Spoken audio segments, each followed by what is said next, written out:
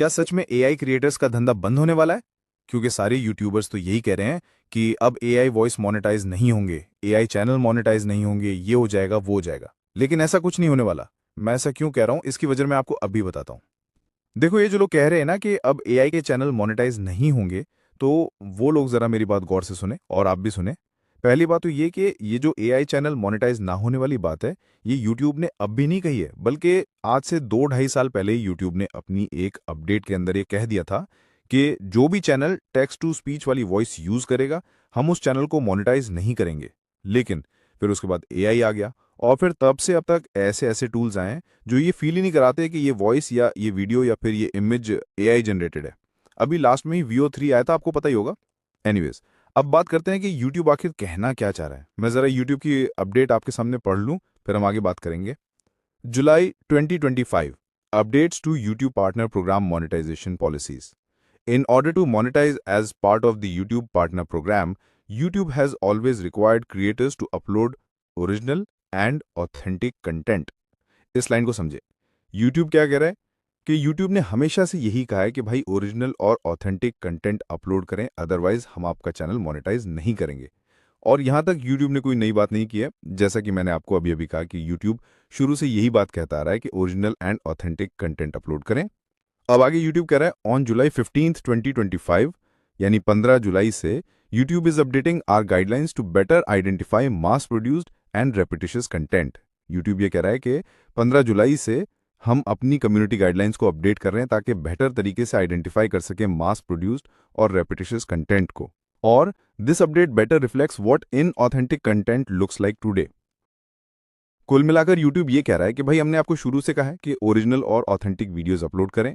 आगे यूट्यूब ने ये कहा कि 15 जुलाई से हम अपनी गाइडलाइंस को अपडेट करेंगे ताकि हम आइडेंटिफाई कर सकें मास प्रोड्यूस्ड और रेपिटिशियस कंटेंट को। अब सिर्फ इस बात से ये मतलब निकाल लेना है कि एआई चैनल मोनेटाइज नहीं होंगे, यूट्यूब एआई चैनल्स को डिलीट कर रहा है, इस तरह की बातें कहकर लोगों को डराना सिर्फ व्यूज के लिए। अफसोस है यार। और ये चीज सबसे ज्यादा इंडियन क्रिएटर्स कर रहे हैं जिनका काम ही यही है। तो खैर ये तो थी YouTube की पहली अपडेट। अब चलते हैं YouTube की न्यू जो अनाउंसमेंट है इस अपडेट के हवाले से उसकी तरफ। मुझे तो लगता है ये सब देखने के बाद YouTube ने भी सोचा होगा कि सारी कन्फ्यूजन को क्लियर करना चाहिए, शायद इसीलिए YouTube ने ये अनाउंसमेंट किया है। तो मैं भी पढ़ता हूँ और आप सुनो। We've seen confusion around a minor YPP partner program update coming July 15 and wanted to share more information and answer top questions we've seen. YouTube कह रहा है कि एक कन्फ्यूजन 15 जुलाई वाली अपडेट को लेकर क्रिएटर्स के अंदर फैली है, तो हम इसको क्लियर करना चाहते हैं। और क्या कह रहा है कि minor YPP partner program update यानी छोटी अपडेट। आगे यूट्यूब कह रहा है what's changing on July 15। YouTube कह रहा है कि 15 जुलाई को हम क्या चेंज करने वाले हैं।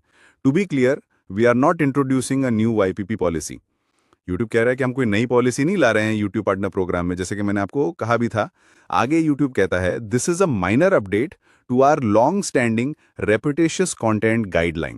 We regularly update and evolve our policies based on the content on YouTube, and this update is to clarify that this policy includes content that is mass-produced or repetitive, which is content viewers often consider spam.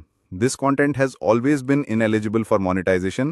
यहाँ पर YouTube ये कह रहा है कि मास produce content और रेपिटेशियस content जो content है हम उसके बारे में बात कर रहे हैं, और आगे जो हम कंटेंट इनएलिजिबल करेंगे वो पहले भी इनएलिजिबल था, जैसे कि मैंने वीडियो में पीछे कहा भी था। अब चेंजेस क्या हैं वो सुने। This content has always been ineligible for monetization as we've always required content to be original and authentic for YouTube partner program. YouTube कह रहा है भाई हमारी तो शुरू से यही पॉलिसी है कि ओरिजिनल और ऑथेंटिक कंटेंट बनाए, हम तो शुरू से ही कहते आ रहे हैं। We are also renaming this policy from repetitious content to inauthentic content.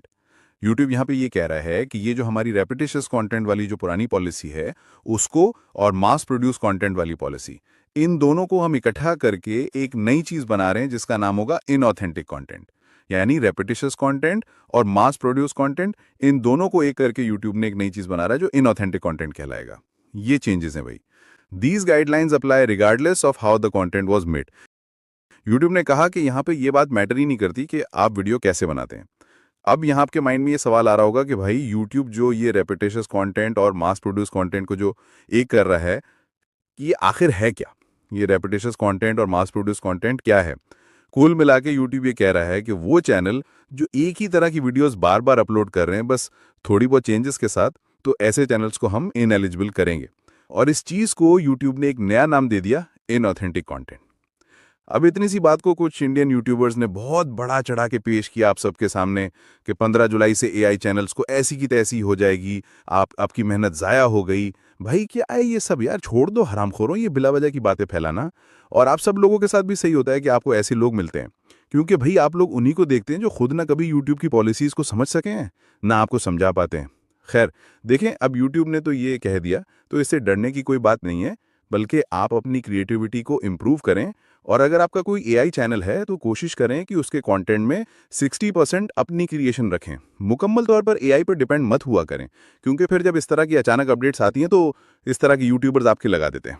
बाकी इस वीडियो को ज़्यादा से ज़्यादा शेयर करें अपने तमाम क्रिएटर फ्रेंड्स के साथ। मिलते हैं इंशाल्लाह एक और अमेजिंग वीडियो के साथ। तब तक के लिए अल्लाह हाफिज़।